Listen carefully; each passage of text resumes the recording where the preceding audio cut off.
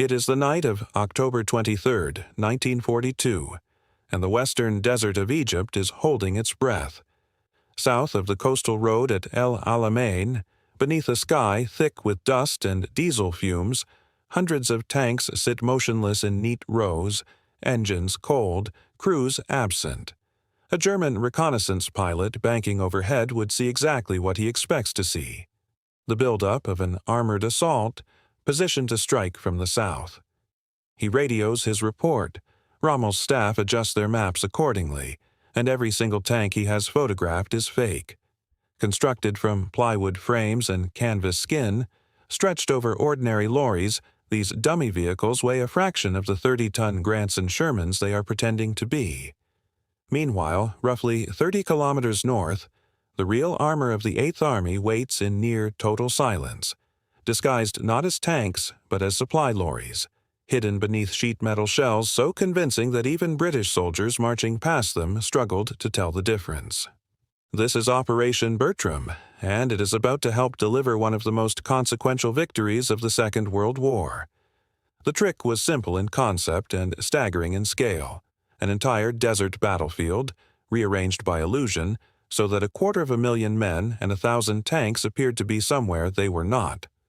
What follows is the story of how cardboard, canvas, and a handful of stage magicians helped break the back of the Afrika Korps, and how deception became, in its own right, a weapon of war. By the autumn of 1942, the war in North Africa had become a brutal exercise in attrition, and Britain badly needed a victory. Erwin Rommel's Afrika Korps had chased the Eighth Army back across Libya and Egypt twice in 18 months, and the fall of Tobruk in June had been a humiliation felt keenly in London. Winston Churchill, under mounting political pressure and increasingly frustrated by the pace of the Desert Campaign, had already sacked one commander and was demanding results from his replacement, Bernard Montgomery. The stakes were not merely military. A defeat at El Alamein risked the Suez Canal, the oil fields of the Middle East, and quite possibly the war itself in that theater. There was also a broader strategic anxiety hanging over the entire Mediterranean theater that autumn. American and British planners were finalizing Operation Torch, the invasion of French North Africa, due to land in Morocco and Algeria within a fortnight of any British offensive at Alamein. Churchill and Roosevelt both wanted a clear demonstration that Axis forces could be decisively beaten before American troops arrived on the continent in strength, partly to reassure skeptical publics on both sides of the Atlantic and partly to keep pressure on Berlin from two directions at once. A muddled or indecisive result at Alamein risked undermining confidence in the entire North African strategy just as it was about to expand dramatically. Montgomery, only recently installed in command, understood that he could not afford half measures and that whatever plan he adopted needed to work convincingly the first time. The tactical problem, however, was brutally straightforward and almost impossible to disguise. The Alamein position ran for barely 65 kilometers between the Mediterranean coast and the impassable salt marshes of the Qattara Depression. There was no open flank to sweep around, no maneuver to be found on the map. Any attack would have to come as a frontal assault through minefields the Germans had spent months laying, some of them stretching 5 kilometers deep and containing hundreds of thousands of mines. Montgomery's planners estimated the Eighth Army would need overwhelming material superiority simply to break through, and even then the human cost promised to be severe. Rommel, for his part, knew an attack was coming. The only real questions were where and when and with what. This was where the problem became, in its way, worse than a simple shortage of tanks. Rommel's forces had spent 2 years in the desert learning to read the signs of an impending offensive: the buildup of fuel dumps, the positioning of armor, the construction of new tracks in the sand. Any large-scale concealment would have to fool not amateur observers but battle-hardened German reconnaissance units who had seen every trick the desert had to offer. The Eighth Army also needed to move roughly 1,000 tanks, 900 artillery pieces, and 200,000 men into position without revealing that the main thrust would come from the north, through the coastal sector rather than the south, where the terrain seemed to naturally invite an armored hook. Simply hiding this scale of preparation was not an option.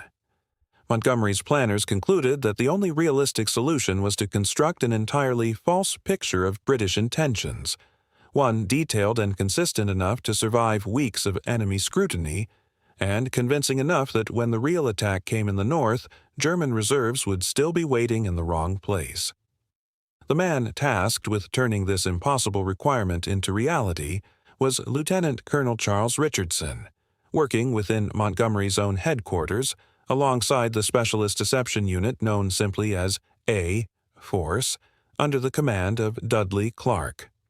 Clark had already spent 2 years building an extraordinary apparatus of strategic deception across the Mediterranean theater, running fictitious Army headquarters, phantom parachute brigades, and entirely invented order of battle documents designed to inflate German estimates of Allied strength across the region.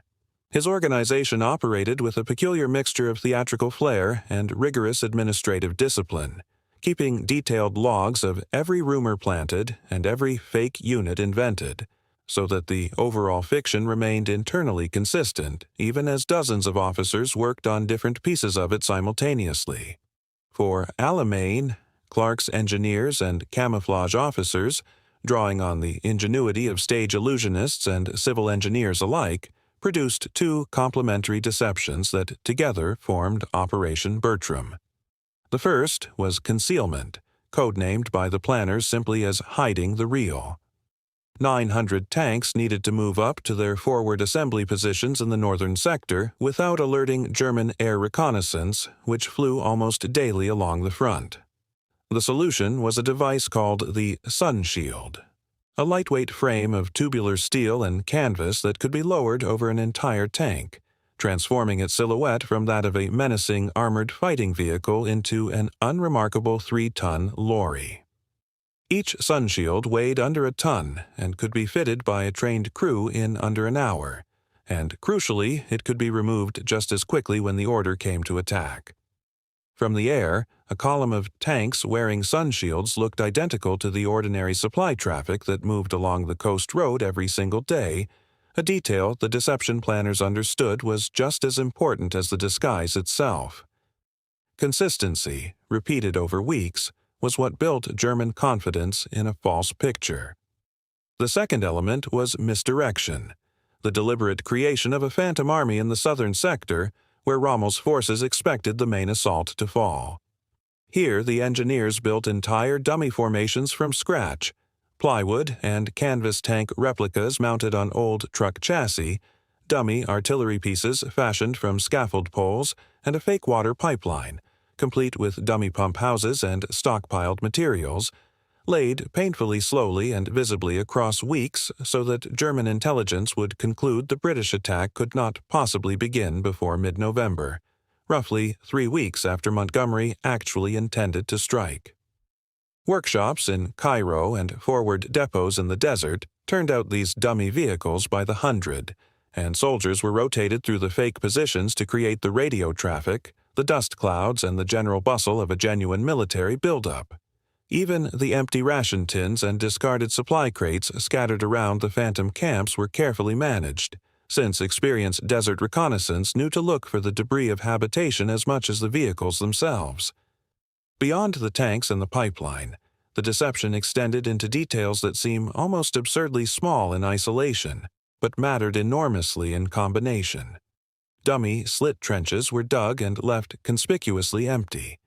Fake radio traffic was transmitted on a schedule designed to mimic the rhythms of a genuine headquarters slowly building toward action, with junior signalers trained to send messages using the distinctive fist, or personal touch, of officers known to the enemy's own signals intelligence. Petrol tins, ammunition boxes, and ration crates, some genuine and some cleverly weathered fakes, were stacked in patterns that matched what German aerial photography had previously identified as signatures of real supply dumps. Nothing was left to stand alone as a single convincing prop. Every element of the fiction had to support every other element, because German intelligence officers were trained to cross-reference exactly this kind of evidence. Numbers on the exact scale of Bertram remain difficult to pin down with total precision, since much of the paperwork around Allied deception operations stayed classified for decades after the war, and some records were deliberately destroyed. What historians generally agree on is that several hundred dummy vehicles were constructed for the operation, that close to 1,000 real tanks were disguised as lorries for their approach march, and that the fake water pipeline alone stretched for many kilometers, built at a rate designed to signal a much later start date for any offensive. If you are finding this interesting, a quick subscribe helps more than you know. The results, when the attack finally came on the night of October 23rd, were exactly what Montgomery's staff had hoped for. German reconnaissance had spent weeks photographing the phantom southern buildup and had reported it, with apparent confidence, up the chain of command. Rommel himself was in Germany on medical leave when the assault began, having been assured by his own intelligence staff that a major British offensive was not imminent in the northern sector. His temporary replacement, General Georg Stumme, was slower to shift reserves northward than he might otherwise have been, precisely because the picture painted by Bertram suggested the danger still lay to the south. Panzer Army Africa's own war diary records confusion in the opening hours of the battle about where the true weight of the attack was actually falling, confusion that cost precious time the defenders could not afford. Along the coastal sector, the disguised tanks that had trundled forward under their sunshields for days shed their canvas skins in the darkness and rolled into action as the barrage began, arriving at their jump-off points having never once been correctly identified from the air. Soldiers who took part in the operation later described the strange psychological experience of driving what appeared, even to themselves, to be a lorry, and then within minutes becoming a tank again, engine roaring, turret traversing. Prisoners taken in the first days of the battle reportedly expressed genuine surprise at the concentration of armor they encountered in the north, having been briefed by their own commanders to expect the main thrust elsewhere. Precise German after-action accounts of the deception's effect are patchy, since so many unit records from the retreat that followed were lost, but the broad picture supported by surviving documents is consistent. The Axis command was looking the wrong way at the moment it mattered most. It would be wrong to claim that dummy tanks and canvas alone won the Second Battle of El Alamein. Montgomery's material advantage was real and considerable, with roughly twice the number of tanks and a substantial edge in artillery and air support. But deception bought something that raw numbers could not, which was time and uncertainty at the exact point of contact, and in a battle where the margins were measured in days and kilometers, that uncertainty mattered enormously. It is also worth being honest about the limits of what can be claimed with confidence here. Much of the direct German testimony on how convinced individual commanders actually were by the phantom southern buildup comes from post-war interviews and memoirs, sources that carry their own biases and gaps, and some of which were given by officers keen to explain away a defeat by pointing to intelligence failures rather than tactical shortcomings. Where contemporary German documents do survive, they show genuine uncertainty about British intentions in the days before the attack, but disentangling how much of that uncertainty was caused specifically by Bertram, as opposed to the general fog of an active front, remains a matter of informed historical judgment rather than settled fact. The comparison with German deception efforts of the same period is instructive, because the Wehrmacht was by no means unfamiliar with the concept of camouflage and misdirection. German engineers had used dummy airfields and decoy installations since the invasion of Poland, and Rommel himself was a noted practitioner of using dust and noise to exaggerate the apparent size of his own forces during earlier desert campaigns, sometimes dragging tree branches behind lorries to simulate the dust plume of a much larger column. What the Germans generally lacked in North Africa by late 1942 was the industrial capacity and organizational structure to sustain deception at the scale the British achieved with Bertram. Where A Force could call on dedicated camouflage workshops, engineering units, and a command structure that placed deception planning directly inside Montgomery's own headquarters, German efforts tended to remain improvised, localized solutions applied by individual units rather than a coordinated strategic program. American forces, still relatively new to the North African theater following the torch landings just weeks after Alamein, had not yet developed anything comparable. And it would take until 1944 for the United States Army to establish its own dedicated tactical deception formation, the unit later nicknamed the Ghost Army, which used inflatable dummy tanks, sound trucks, and fake radio traffic to simulate entire divisions across the European theater. That later American program drew directly on lessons the British had already learned in the desert, including the basic principle that a convincing deception needed to combine visual, radio, and physical evidence into one consistent story, rather than relying on any single trick in isolation. In that sense, Bertram was not simply a clever one-off. It became something closer to a template, refined and reused by Allied deception planners for the rest of the war, culminating in the vast fictional army group assembled in southeast England in 1944 to convince German intelligence that the Normandy landings were a feint ahead of a larger assault at Calais. Assessing the precise material impact of Operation Bertram on the outcome at El Alamein is genuinely difficult, and honest historians tend to resist overstating it. The battle was won primarily through a grinding, costly, attritional struggle that Montgomery had always planned to fight on his own terms, a battle he privately called crumbling, designed to wear down German armor through sustained pressure rather than a single decisive maneuver. What deception provided was not victory itself, but a more favorable set of opening conditions, delaying German reserves at the critical moment and preserving the element of tactical surprise about exactly where and when the main blow would land. Several post-war assessments, including comments attributed to senior German officers questioned after the war, suggest the confusion over Allied intentions in the opening days did measurably slow the German response, though quantifying that delay in lives saved or ground gained remains, by its nature, an exercise in informed estimation rather than certainty. The psychological legacy of the operation arguably outlasted its immediate tactical value. Bertram helped cement deception as a legitimate and permanent branch of Allied military planning, rather than a curiosity or sideshow, and the individuals who had worked on it, including engineers, camouflage officers, and members of the wider A-Force network, went on to apply the same principles at a vastly larger scale ahead of D-Day. Surviving examples of the sunshield frames and photographs of the dummy tank workshops can today be found in the collections of the Imperial War Museum in London, alongside the wider archive of Second World War deception material that has, over recent decades, been progressively declassified and made available to historians and the public. Consider, too, how quickly the men who built these illusions returned to ordinary life once the war ended, their contribution largely invisible in the official narratives that followed. There were no medals struck specifically for camouflage officers, no memorials raised to plywood and canvas.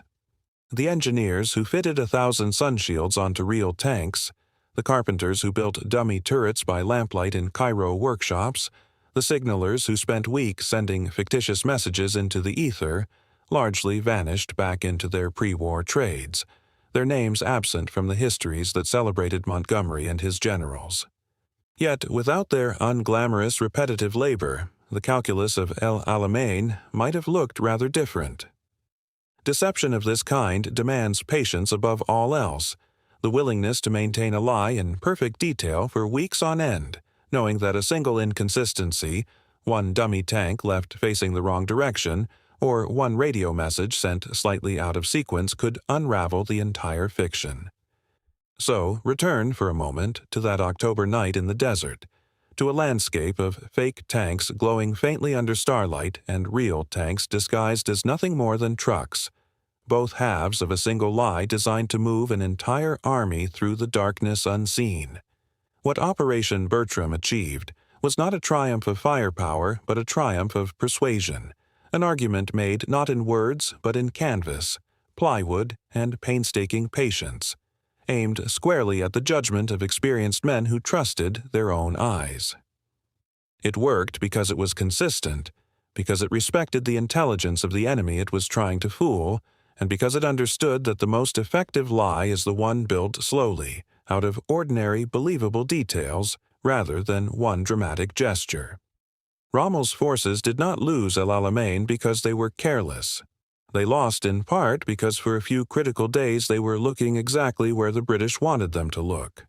The tanks that mattered most in that battle were not always the ones that fired a shot. Some of them were made of little more than wood and canvas, and they never needed to.